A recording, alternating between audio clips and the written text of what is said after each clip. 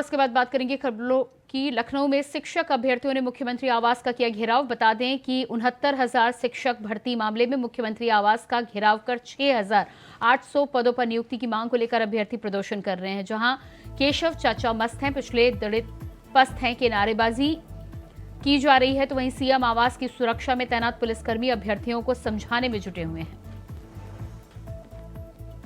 तो 69,000 शिक्षक भर्ती मामले को लेकर एक बार फिर से प्रदर्शन शुरू हो रहा है। लंबे समय से मामला उत्तर प्रदेश में लंबित है और लंबे समय से शिक्षक 6800 पदों पर नियुक्ति की मांग को लेकर लगातार प्रदर्शन कर रहे हैं। लेकिन इस पूरे मामले में सरकार की तरफ से आश्वासन पर आश्वासन तो दिए जा रहे हैं, लेकिन समाधान अभी तक उत्तर प्रदेश में शिक्षकों को नहीं मिल पा रहा है। ऐसे में केशव चाचा मस्त ने पिछड़े दलित पस्त के नारे के साथ शिक्षक लगातार आंदोलन पर अड़े हुए हैं। और इसी खबर पर हमारे साथ लखनऊ से संवाददाता मोहम्मद अमान लाइव जुड़ चुके हैं। जी मोहम्मद अमान, जिस तरह से 69,000 शिक्षक भर्ती मामले में एक बार फिर से प्रदर्शन की शुरुआत हो चुकी है, क्या कुछ आज देखने को मिला और कितने लोग प्रदर्शन कर रहे हैं? जी आपको बता दें, जिस तरह से ये पिछले कई महीनों से ये प्रदर्शन चल रहा है। शिक्षक लगातार आए दिन कभी किसी अधिकारी के आवास का घेराव करते हैं तो कभी किसी मंत्री के आवास का घेराव करते हैं। आज आपको बता दें, एक बड़ी संख्या में जो शिक्षक है वो मुख्यमंत्री आवास पे पहुंचे थे और अपने लिए न्याय की गुहार लगातार लगा रहे हैं। वहीं शिक्षकों का कहना है, जो डिप्टी सीएम है केशव प्रसाद मौर्य, उनसे भी उन्होंने गुहार लगाई, लेकिन किसी भी तरह का कोई आश्वासन हर बार की तरह उनको ना किसी मंत्री ने दिया ना ही अधिकारी ने दिया। और आपको बता दें, जिस तरह से हर बार शिक्षक लगातार जो निकलते हैं प्रदर्शन के लिए और कभी किसी मंत्री या किसी अधिकारी के आवास का घेराव करते हैं तो उनको हिरासत में लेकर पुनः एक बार फिर से उनको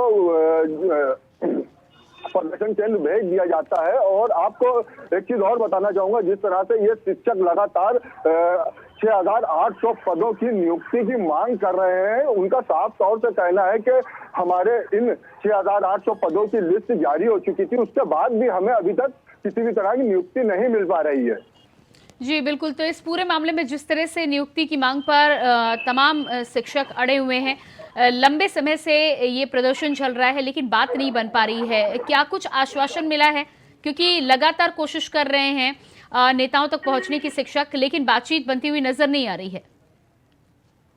जी आपको बता दें, जहाँ तक बात करने की बात है, ये लगातार जिस तरह से इको गार्डन में बैठ के ये पिछले 2 वर्षों से ये प्रदर्शन कर रहे हैं और इनका साफ तौर से कहना है, जो लिस्टिंग आई थी जिसमें 6,800 पदों की नियुक्ति हुई थी, उन पदों पर नियुक्ति पत्र देना चाहिए, लेकिन कहीं से अभी तक इन 6,800 जो पद हैं उनको अभी तक नियुक्ति पत्र नहीं मिला है। इसको लेकर लगातार ये शिक्षक कभी ये बेसिक शिक्षा संदीप सिंह के आवास का घेराव करते हैं तो कभी ये मुख्यमंत्री आवास पे पहुंच जाते हैं।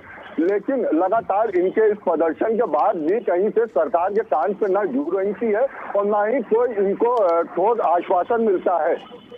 जी, पिछली बार 2022 के चुनाव के पहले भी आश्वासन दिया गया था इस पूरे मामले को हल करने का, लेकिन मामला अभी भी जस का तस बना हुआ है। क्या लगता है आपको, पेच कहाँ फंसा है? जी आपको बता दें, जिस तरह से ये शिक्षक लगातार अपना प्रदर्शन कर रहे हैं, इन्होंने कई बार तो बीजेपी प्रदेश कार्यालय में भी घुस के प्रदर्शन किया, वहां पे भी वहां पे जो नेता है या प्रभारी है उनसे भी बात करना चाहिए, लेकिन अभी तक किसी तरह से जो संतुष्टि दिखाई देना चाहिए शिक्षकों को, वो संतुष्टि नहीं दिखाई दे रही है। हालांकि इन शिक्षकों से बातचीत भी हुई है, लेकिन किसी तरह से ये शिक्षक संतुष्ट नहीं दिखाई दे रहे हैं कि इनको जो औसत 6,800 पद का नियुक्ति पत्र है वो मिलेगा ही। जी बिल्कुल, इस पूरे मामले में आरक्षण को लेकर जो पेच फंसा हुआ था, उस पर मामला सामने आने के बाद में क्या लगता है आपको, क्यों सरकार की तरफ से पहल नहीं की जा रही है? जहाँ तक बात की जाए आरक्षण की, तो आरक्षण को लेकर लगातार कई तमाम विपक्षी दल भी जो है आवाज उठा चुके हैं और यहाँ तक सदन में भी आवाजें गूंजी हैं आरक्षण को लेकर। लेकिन अगर बात की जाए ये SC मामले को लेकर, जो आरक्षित मामला था, इसमें ये तकरीबन 6,800 पद को नियुक्ति पत्र की जो लिस्ट थी, वो लिस्ट बताया जाता है जारी हो चुकी है, जिसको लेके एक बार ये शिक्षक मुख्यमंत्री से भी मुलाकात किए थे, उसके बावजूद भी अभी तक इनको नियुक्ति पत्र नहीं मिल रहा है। जी बिल्कुल मोहम्मद ओमान, इस तमाम जानकारी के लिए बहुत बहुत शुक्रिया आपका। तो लगातार हमारे संवाददाता मोहम्मद ओमानी इस बात की जानकारी दे रहे थे कि 6800 पदों पर लिस्ट बाहर आ चुकी है, लेकिन नियुक्ति पत्र को लेकर 6800 शिक्षक लगातार प्रदर्शन कर रहे हैं, जिस पर सरकार सुनने का नाम नहीं ले रही। और उसके बाद बात करेंगे अगली खबर की। दिल्ली के सीएम अरविंद केजरीवाल को ईडी का 7वां सम्मन मिला है। ईडी ने गुरुवार को उन्हें सम्मन भेजते हुए पूछताछ के लिए सोमवार को बुलाया। इससे पहले अरविंद केजरीवाल को 19 फरवरी को ईडी के सामने पेश होना था, लेकिन वो हाजिर नहीं हुए। दिल्ली के कथित शराब घोटाले में मनी लॉन्ड्रिंग की जांच कर रही ईडी ने पूछताछ के लिए केजरीवाल को सम्मन भेजा था, जिसके बाद दिल्ली की मंत्री आतिशी ने प्रेस कॉन्फ्रेंस करते हुए ईडी पर सवाल उठाए थे। आतिशी का कहना है कि ये सम्मन भेजा गया है, हमने ईडी के हर सम्मन पर जवाब मांगा है कि इन सम्मन का आधार क्या है। ईडी ने, इन्फोर्समेंट डायरेक्टरेट ने दिल्ली के मुख्यमंत्री अरविंद केजरीवाल जी को एक और इल्लीगल समन भेजा है। ये ईडी के द्वारा भेजा गया 7वां इल्लीगल समन है जो दिल्ली के मुख्यमंत्री अरविंद केजरीवाल जी को भेजा गया है। ईडी के हर समन पर अरविंद केजरीवाल जी ने जवाब दिया है। ईडी के हर समन पर हमने लीगल सवाल उठाए हैं कि किस आधार पर यह समन भेजा जा रहा है। आज तक एक भी हमारे सवाल का ईडी द्वारा जवाब नहीं दिया गया। फिर ईडी ने क्या किया? नॉन अपीयरेंस ऑन समन्स पर ईडी खुद दिल्ली के मुख्यमंत्री अरविंद केजरीवाल जी को कोर्ट लेके गई। तो जब कोर्ट इस मुद्दे को सुन रहा है कि क्या यह समन लीगल है कि नहीं, क्या अरविंद केजरीवाल जी को ईडी के सामने पेश होना जरूरी है कि नहीं,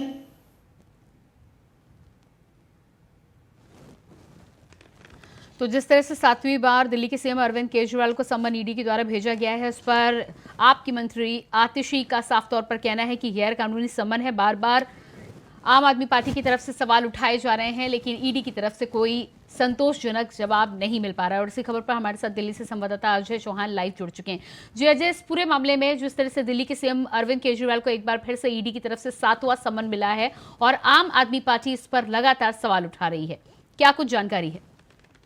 प्रियंका, देखिए बात वही है, लॉर्ड सर के जिसने भी सम्मन गए उस पर कोई ना कोई सवाल जरूर खड़ा किया और यही कहा गया कि आखिरकार इस सम्मन का उद्देश्य क्या है और कारण क्या है और किस लिए ये सम्मन भेजा जाता है। लेकिन ईडी का कहना है कि अरविंद केजरीवाल के खिलाफ काफी सबूत उनके पास है, रिकॉर्डिंग उनके पास है, कई फोन नंबर ऐसे हैं, व्हाट्सएप चैटिंग है उनके पास है और जो उनके कई गिरफ्तारी की गई उनके भी कुछ बयान है। लेकिन जब सम्मन भेजा जाता है तो कहीं ना कहीं आम आदमी पार्टी के जो मंत्री हैं वो तुरंत जवाब देते हैं कि ये जो नोटिस है गैर कानूनी है, इसका कोई महत्व नहीं रखता है। लेकिन इस बार फिर से 7वां सम्मन भेजा गया है और सोमवार को अरविंद केजरीवाल जी को जवाब देना है, आखिरकार वो जवाब दे पाएंगे या नहीं। लेकिन आम आदमी पार्टी के मंत्रियों से यही सवाल होता है, जब ईडी किस चीज के पूछताछ के लिए बुलाया जाता है तो वही सवाल आम आदमी पार्टी भी सवाल खड़ा करते हैं, ईडी से पूछते हैं आखिरकार इस सम्मन का मतलब क्या है, इसका अभी हमें जवाब दे।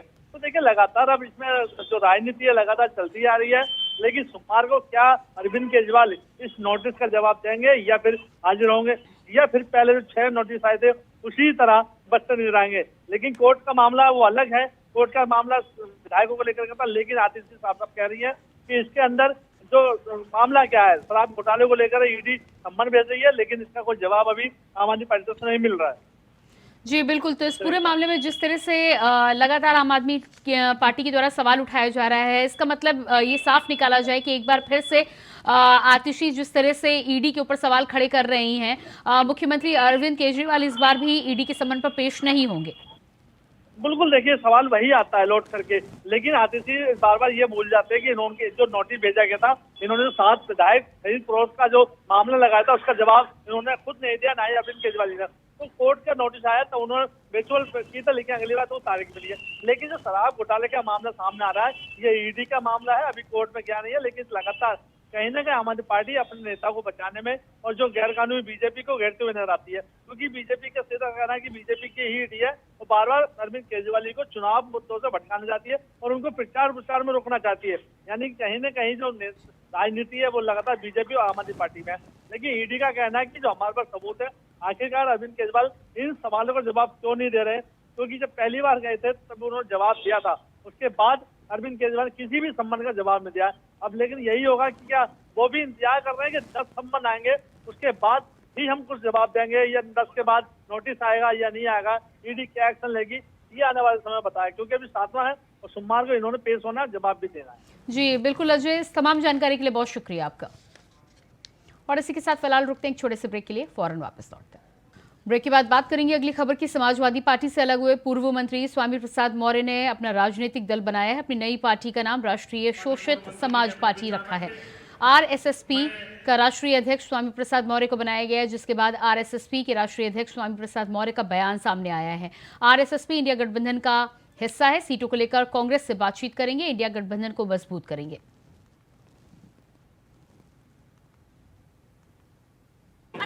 ये तो अभी इनकी शुरुआत है। ये देखो देश को बेचने का सिलसिला जारी है। उसको देखते हुए हम भारतीय जनता पार्टी को हटाने के लिए, सत्ता से हटाने के लिए आज अरे यार नीचे करो, आईडी नीचे करो, चेहरे पे मतलब। और साथ ही साथ जो संविधान विरोधी मैं कुछ नहीं काम हो रहा है, अनुसूचित जात मैं तो सोचता था सीनियर लोग का आसन खत्म किया जा रहा है। लोग नीचे करो, आईडी नीचे करो ना, थोड़ा मुंह पे जा रहा है। सीबीआई एनआई नीचे करो, आईडी यार उसके लिए आवश्यक है। देश बचाना मैं बोल रहा हूँ, बीजेपी हटाना है, आईडी मुंह पे आ रही है, फ्रेम में दिक्कत हो रही है। बीजेपी हटाना है, संविधान बचाना है तो बीजेपी हटाना है। इसलिए इसी मूल मंत्र के साथ हमारा संघर्ष आगे चलेगा।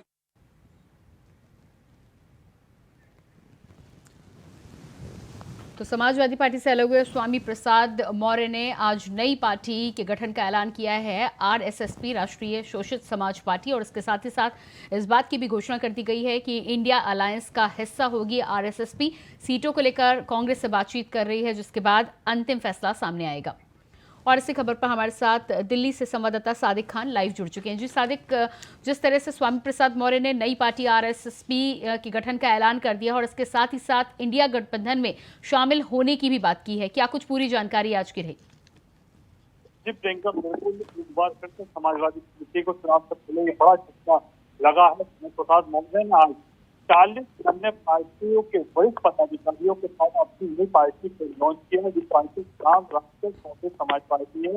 जिसके बाद स्वामी प्रसाद मौर्य ने ऐलान करते हुए ये भी कहा है कि हम कांग्रेस के अध्यक्ष से बात करेंगे, भाजपा को हराने के लिए इस पार्टी का हम पूरी तरह से उपयोग करेंगे। खासतौर पर स्वामी प्रसाद मौर्य का कहना यही है कि एनडीए को हराने के लिए किसी भी दल से अपना समर्थन देंगे, लेकिन उन्होंने ये अभी साफ नहीं किया है कि आज के स्वामी प्रसाद मौर्य किस दल से करेंगे। लेकिन इतना साफ है कि स्वामी प्रसाद मौर्य ने बातों में ये भी कहा है कि कांग्रेस अध्यक्ष से बात चल रही है, बात पूरी होने के बाद हम जरूर बताएंगे कि हम अपनी पार्टी का समर्थन किसे दे रहे हैं। जी प्रियंका। जी बिल्कुल सादिक, तो इस पूरे मामले में जिस तरह से इंडिया गठबंधन में जाने की बात स्वामी प्रसाद मौर्य ने कही है, उत्तर प्रदेश की सीटों को लेकर भी क्या कुछ जानकारी निकलकर सामने आई है? जी बिल्कुल, इस तरह से स्वामी प्रसाद मौर्य ने ये पूरा गठबंधन का अपना ऐलान किया है कि हम अपनी पार्टी का समर्थन कांग्रेस को देंगे, लेकिन अभी ये साफ नहीं है किन सीटों पर राष्ट्रीय शोषित समाज पार्टी चुनाव लड़ेगी। अभी स्वामी प्रसाद मौर्य ने ये भी साफ कहा है कि हम अपनी पार्टी के जो प्रदेश के पदाधिकारी जो हमारी पार्टी में अभी शामिल हुए हैं, उनसे एक बैठक करने के बाद ये आगे निर्णय लेंगे कि स्वामी प्रसाद मौर्य की नई पार्टी कितनी सीटों पर चुनाव लड़ेगी और प्रदेश में किन किन सीटों पर चुनाव लड़ते हुए अपना समर्थन किसे देगी। जी बिल्कुल सादिक, इस तमाम जानकारी के लिए बहुत शुक्रिया आपका। और उसके बाद बात करेंगे अगली खबर की। देवरिया में यूपी के डिप्टी सीएम केशव प्रसाद मौर्य ने बयान दिया है कि आपकी बार यूपी के 80 लोकसभा सीट जीतना तय है और तीसरी बार मोदी की सरकार बनाना भी तय है। उसी दौरान केशव प्रसाद मौर्य ने अखिलेश और राहुल गांधी पर तंज कसते हुए कहा कि दोनों चांदी के चम्मच लेकर पैदा हुए हैं, उन्हें गरीबों का दर्द नहीं पता। लोकसभा चुनाव की रणभेरी बजने वाली है। 2014 में हम लोग उत्तर प्रदेश में 73 लोकसभा सीटें जीते थे। इस बार आप सबके आशीर्वाद से 80 की 80 यूपी की लोकसभा सीटें जीतना है। तैयार हो? 80 की 80 सपा बसपा कांग्रेस में भगदड़ मची हुई है। अगर मैं अपनी भाषा में कहूं तो आने वाले समय में सपा समाप्तवादी पार्टी हो जाएगी। कांग्रेस से मुक्त उत्तर प्रदेश लगभग हो चुका है। कांग्रेस से मुक्त इस बार एक उनकी सीट है, रायबरेली मैं आपको भरोसा दिला करके जा रहा हूं, जिस दिन वोटों की गिनती होगी आप विश्वास रखिएगा, रिकॉर्ड वोटों से वहां भारतीय जनता पार्टी का प्रत्याशी जीतेगा। जो एक परिवार की राजनीति करने वाले श्री अखिलेश यादव जी हैं, इस बार उनके परिवार का कोई सदस्य शायद लोकसभा का मुंह नहीं देख पाएगा। मैं यह बात कोई अहंकार में नहीं कह रहा हूं। आप सबसे अगर मैं देवरिया के जो यहां जनता जनार्दन है, हमारे भारतीय जनता पार्टी के बूथ से लेकर के जिले तक के क्षेत्र के जो कार्यकर्ता हैं, मेरी इतनी बड़ी संख्या में माताएं बहनें हैं, अगर मैं आपसे पूछूं कोई सपा बसपा कांग्रेस वाला गांव में दिखाई देता है? बताओ, दिखाई देता है? वो पहले ही अपनी हार मान चुके हैं। मुझे तो यहां जब मैं देवरिया आया, ये देवरावा बाबा की धरती है, उनको नमन करता हूं, उनको प्रणाम करता हूं, उनसे आशीर्वाद मांगता हूं। मुरादाबाद के सिविल लाइन इलाके से खबर सामने आई है, जहां रिश्वत लेता दरोगा गिरफ्तार किया गया। बता दें कि एंटी करप्शन ब्यूरो मुरादाबाद इकाई के सीईओ मोहम्मद फाजिल सिद्दीकी ने जानकारी देते हुए बताया कि लिखित में शिकायत मिली थी, जिसके बाद उन्होंने एसएसपी सहित आला अधिकारियों को इसकी जानकारी दी और टीम के साथ थाना सिविल लाइन पहुंचे, जहां दरोगा पीड़ित से 5,000 रुपए की रिश्वत ले रहा था। तभी दरोगा को रंगे हाथों गिरफ्तार किया गया है। फिलहाल दरोगा के खिलाफ सिविल लाइन में मुकदमा दर्ज किया जा चुका है।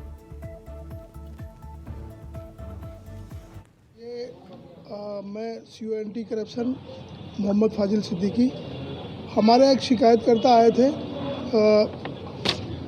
निजार खां सनाब फिदा खां, वार्ड नंबर 20 विशुनपुर भीमाठेर, थाना सिविल लाइन मुरादाबाद के रहने वाले हैं। इन्होंने शिकायत की थी कि हमसे जो है लाइसेंस पे रिपोर्ट लगाने के नाम पर 20,000 रुपये की मांग की गई है, जिसमें से आज इनको 5,000 रुपये जो है लेके बुलाया गया था। तो आज पहली किस्त के 5,000 रुपये उनको दे रहे थे। उसी समय हमारी टीम ने इनको जो है गिरफ्तार किया। और इसी के साथ फिलहाल इस बुलेटिन में इतना ही। खबरों के लिए बने रहिए इंडिया वॉइस के साथ। नमस्कार।